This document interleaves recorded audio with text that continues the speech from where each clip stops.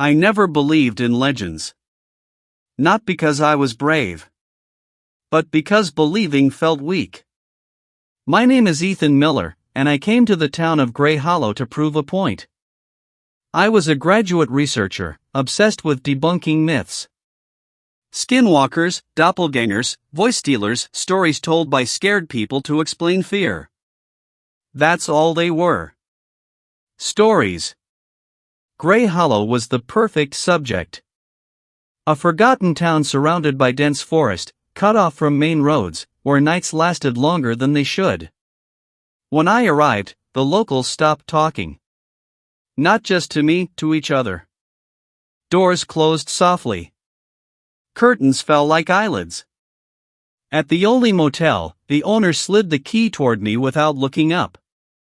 "Room 6, he said. Then, after a pause, "Don't answer voices at night." I laughed. "Even if it's room service?" That was when he looked at me. His eyes were wet with something close to grief. Especially then. The room was small. A bed. A desk. A mirror nailed to the wall opposite the door. The mirror bothered me. It was old, scratched, and slightly warped, as if it didn't want to reflect things accurately. That night, I reviewed notes until exhaustion took over. The digital clock beside the bed glowed red. 2:46 a.m. I closed my eyes. That's when I heard the knock. 3 soft taps. Not urgent. Not loud. Polite. I opened my eyes. The clock changed. 2:47 a.m. Then I heard it. My voice. Clear. Calm. Familiar. "Ethan, open the door." Every muscle in my body locked. I didn't breathe. I didn't blink. The voice outside wasn't distorted. It wasn't whispering or echoing.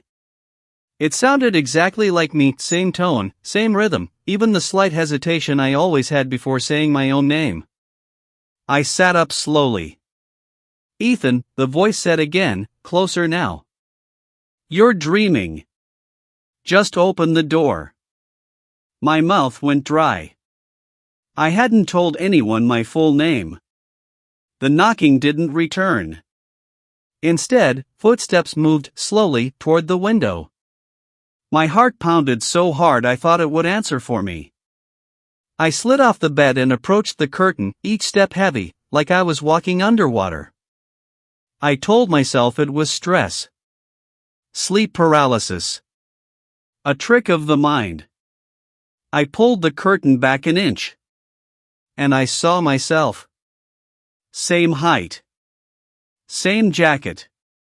Same scar above the left eyebrow I got when I was 10. But the eyes were wrong. They were completely black, no white, no reflection, like 2 deep holes punched through reality. And the smile. God, the smile. It was too wide, stretching past where lips should stop, as if my face was being warned by something that didn't understand how humans smiled. It raised its hand. I raised mine by instinct. It mirrored me perfectly. Then it leaned toward the glass and whispered, still in my voice. "You look better from the outside." I stumbled back and crashed into the desk. The lamp fell. The room went dark except for the red glow of the clock. 2:47 a.m. Again. The knocking stopped. Silence flooded the room so suddenly my ears rang. I waited. Minutes passed. Nothing. Finally, I laughed, a short, broken sound. "Hallucination," I whispered. "That's all." I turned toward the mirror. My reflection was still. Too still. I moved my hand. The reflection didn't. Instead, it smiled. Slowly, letters began to appear on the fogged glass, carved from the inside outward, as if something invisible was tracing them with a finger. You left the door locked. My chest tightened. Then another line appeared beneath it. Thank you for the window. The reflection lifted its hand and knocked from inside the mirror. 3 soft taps. Polite. I screamed and ripped the mirror off the wall. It shattered on the floor, glass exploding like ice. The room plunged into darkness again. When I finally dared to turn the lamp back on, the mirror was just broken glass. No writing. No reflection. Just my own shaking hands. I didn't sleep after that. At dawn, I went straight to the town elder's house. He was an old man with skin like dried paper and eyes that looked like they'd seen too many endings. When I told him everything, he didn't interrupt. He just nodded. When I finished, he said quietly, "You heard the first call." "What call?" I asked. He leaned closer. "The skinwalker never touches you first. It listens. It learns your voice, your face, your habits." My stomach turned. "It knocks," he continued. "If you open the door, it takes your body. If you don't." He looked at me with pity. "It finds another way in." I thought of the window. The mirror. The elder stood up and said the words that still haunt me. "You don't know this yet, Ethan. But it already knows how to be you." That night, as the sun set, my phone buzzed. A new voicemail. From my own number. I pressed play. And heard myself whisper, "Tomorrow. I'll start wearing you properly." The clock on my phone changed. 2:47 a.m. I deleted the voicemail. That was my second mistake. I told myself that acknowledging it would make it real. That if I ignored it, whatever was happening would lose interest. I stayed inside my room all day, curtains shut, lights on, mirror shards swept into a trash bag I tied shut twice. Still, I felt watched. Not from outside. From within. Every time I moved, there was a half-second delay in my thoughts, like something inside me was checking what I would do next. By evening, my phone buzzed again. A text. From my mother. "You sound tired lately. Are you eating properly?" I froze. I hadn't called her in days. Before I could respond, another message arrived. "You called me last night. At 2:47. My fingers went numb. I typed back. "I didn't call you." 3 dots appeared instantly. "Then who asked me if I still loved you?" The room felt smaller. The air thickened, like it was rotting. I dropped the phone. Behind me, something exhaled. Slow. Content. I turned around. Nothing. But my shadow on the wall was wrong. It was smiling that night. I didn't sleep. I sat on the bed with the lamp on, back against the wall, eyes fixed on the door. I whispered my own name over and over, like a prayer. Ethan. Ethan.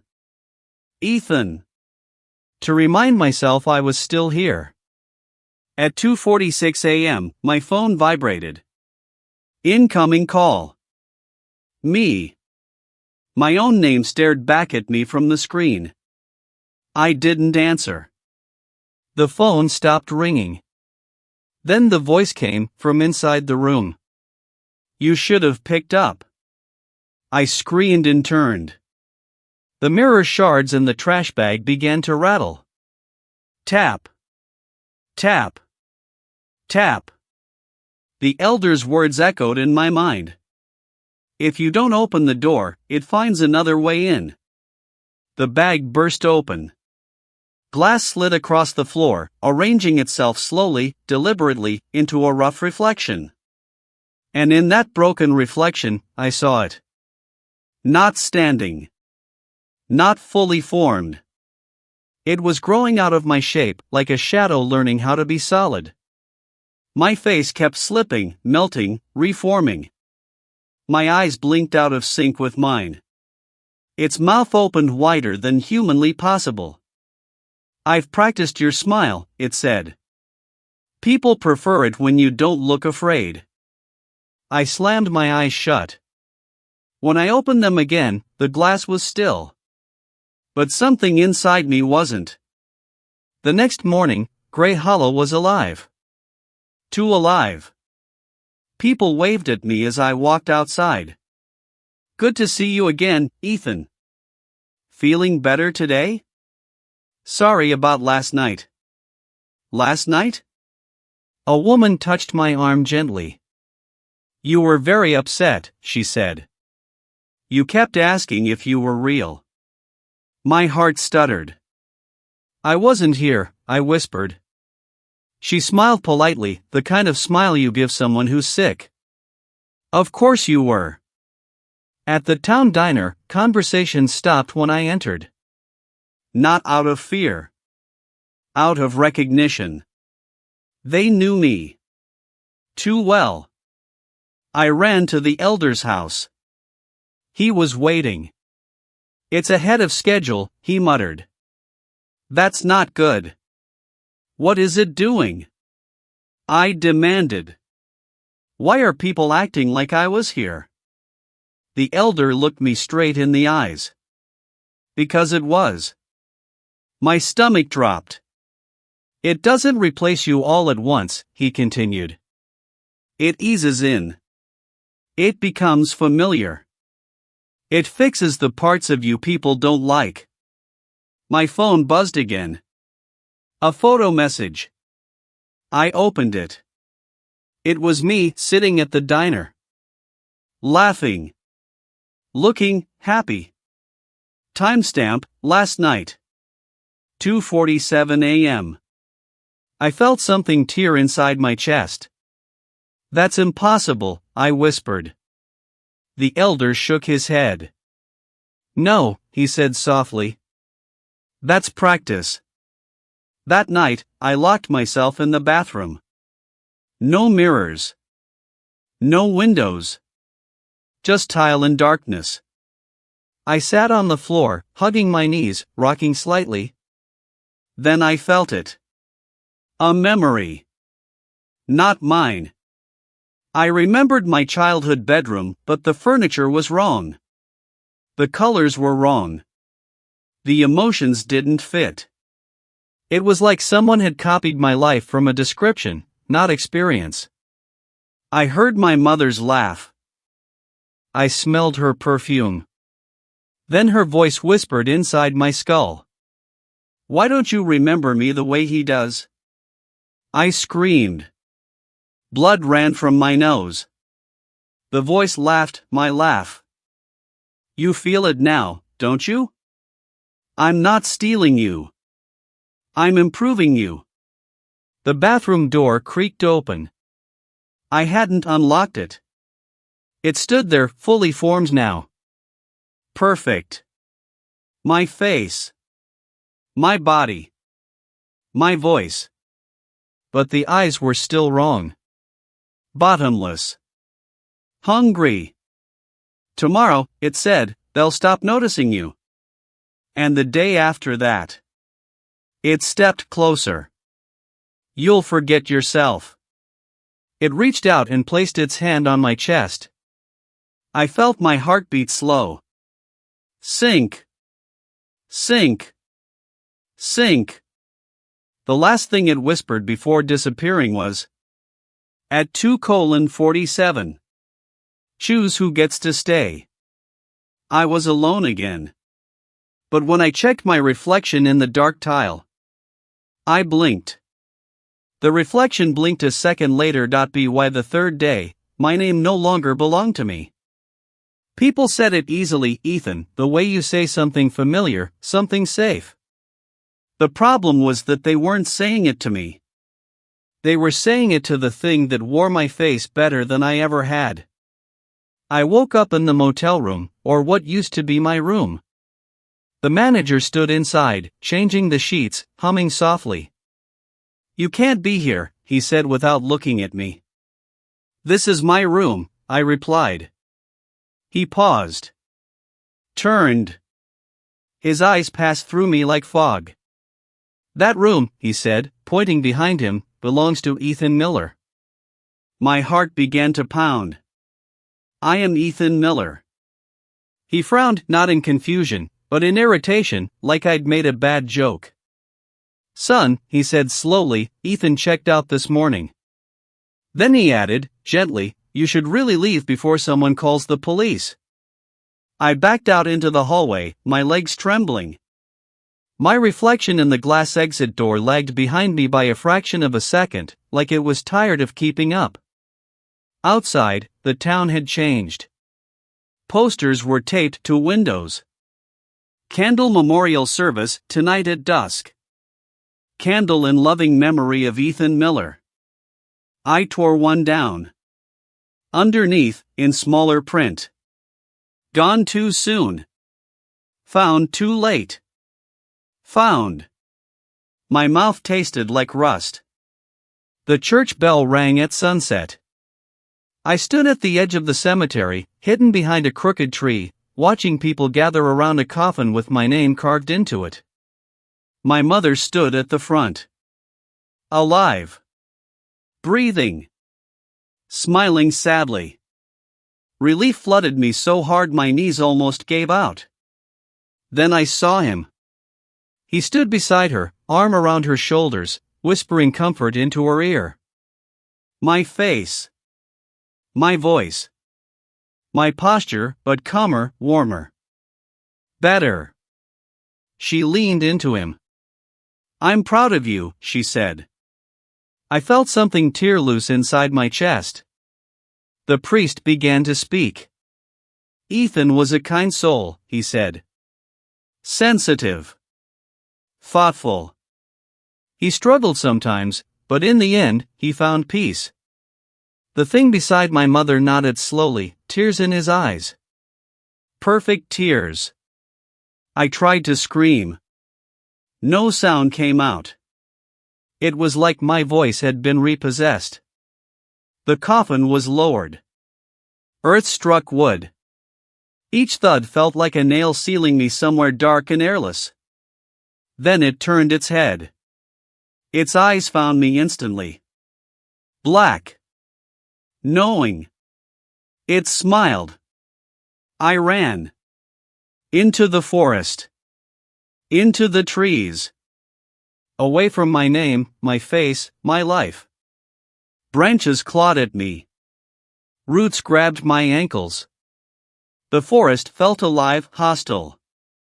I tripped and fell hard. The ground beneath me was soft. Too soft. I looked down. A shallow grave. Empty. Waiting. I scrambled back, choking. That's when the elder stepped out from between the trees. "You shouldn't have come," he said quietly. "They buried me," I whispered. "They buried me." He nodded. "Because you're already dead to them." I grabbed his coat. "Tell me how to stop it." His eyes were heavy with something close to regret. "It's almost complete," he said. "It's done this before. Many times." "What does it want?" I demanded. "To stay," he replied. "And for you to go." My head throbbed. Memories slipped through my fingers, small things at first. My favorite song. The smell of rain. My childhood dog's name. I clutched my temples. "It's taking me," I said. "No," the elder corrected. "It's being chosen." That night, I tried to write my name on my arm with a pen. The letters faded within minutes. I carved them instead. The pain felt distant. Unimportant. The cuts closed. Skin smoothing over as if my body was forgetting itself. In the motel bathroom, I finally faced a mirror again. My reflection looked tired. Uncertain. When it spoke, the voice was weak. Why are you still fighting? They're happier now. I shook my head. That's not you, I whispered. The reflection frowned. Are you sure? I blinked. For a moment, I didn't recognize the man staring back. His face was thinner. His eyes hollow.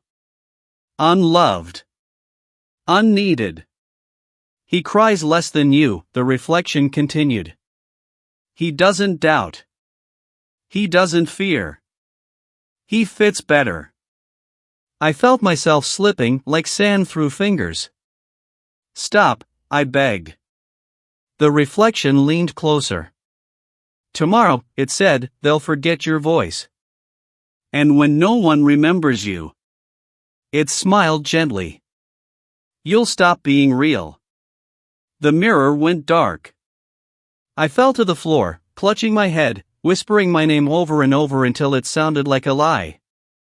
Outside, the church bell rang once more. 2:47 a.m. And somewhere in town, wearing my face, it slept peacefully. By the time the sun rose, I no longer trusted my thoughts. They arrived already formed, too clean, too calm, like they'd been edited before reaching me. I couldn't tell which memories were mine and which had been left behind on purpose, like bait. I walked through Grey Hollow unseen. Not invisible, ignored. People passed me without flinching. Their eyes slid over my face, their minds correcting reality for them. When I spoke, they nodded politely and kept walking, like I was background noise that didn't deserve meaning. I stood inches from my mother outside her house. Mom, I said. She didn't look at me. She was talking to him. My face. My smile. My voice. He handed her a cup of tea. You need rest, he said softly. You've been grieving too hard. She touched his cheek. I don't know what I'd do without you, she whispered. Something inside me broke so quietly I almost missed it. That's when I understood the final truth. It didn't steal my life. It replaced my need for it. That night, the elder came to me for the last time. You're running out, he said. Once the town fully accepts it, you won't be able to make a choice anymore. What choice? I asked, though I already knew. He hesitated. A skinwalker needs balance.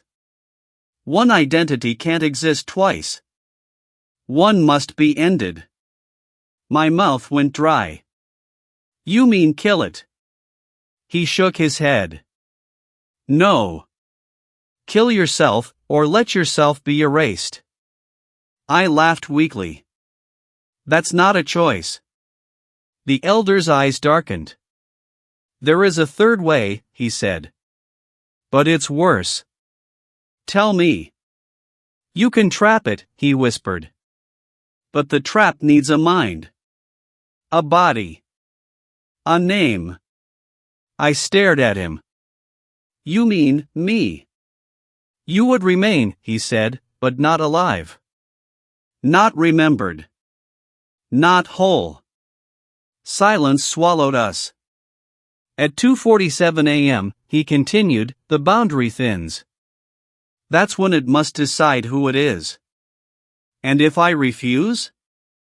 Then it will finish wearing you. Completely. At 2:46 a.m., I stood alone in the motel room. The mirror had reappeared. Whole. Perfect. Clean. I didn't remember bringing it back. My reflection smiled before I did. You look exhausted, it said gently. Let me finish this. No, I whispered. I'm still here. It tilted its head. Are you? The clock changed. 2:47 a.m. The room shuddered. The mirror rippled like water, and it stepped out, fully human now. Fully me. No black eyes. No wrongness. Perfect. You lost, it said calmly. They chose me. I felt myself fading, edges blurring. No, I said again. Louder. I choose. I grabbed the mirror shard the elder had given me earlier, carved with symbols I no longer remembered learning. I pressed it to my chest. Pain bloomed real, grounding. The thing frowned for the first time. What are you doing? Giving you what you want, I whispered. A place to stay. I plunged the shard into the mirror. The glass screamed. Not shattered, screamed. The room folded inward. Walls stretched. The floor dropped away. The skinwalker lunged at me, its face cracking, eyes flooding black again. And oh, it roared. You'll trap yourself too. I smile through blood and terror. I know. The mirror swallowed us. I woke up in darkness. No body. No breath. No pain. Just awareness, thin and stretched, like a thought trying not to end. I felt it beside me. Raging. Trapped. Scratching at the edges of nothing. Let me out, it screamed. They need me. I said nothing. Time passed. Or maybe it didn't. Eventually, its voice grew quiet. Confused. Then afraid. Then silent. Morning came to Gray Hollow. The townspeople said Ethan Miller disappeared. Some said he left town suddenly. Others said he never existed at all. My mother sometimes pauses in the hallway, frowning, like she's forgotten something important. But the feeling always slips away. In the motel room, there is no mirror anymore. Just a faint outline on the wall. And sometimes, very late at night, when the clock flickers near 2:47 a.m., something taps softly from the other side. 3 polite knocks. Waiting. Drop of blood. Final moral, dark truth. Some monsters don't want your life. They want your place. And sometimes, the only way to stop them is to disappear first.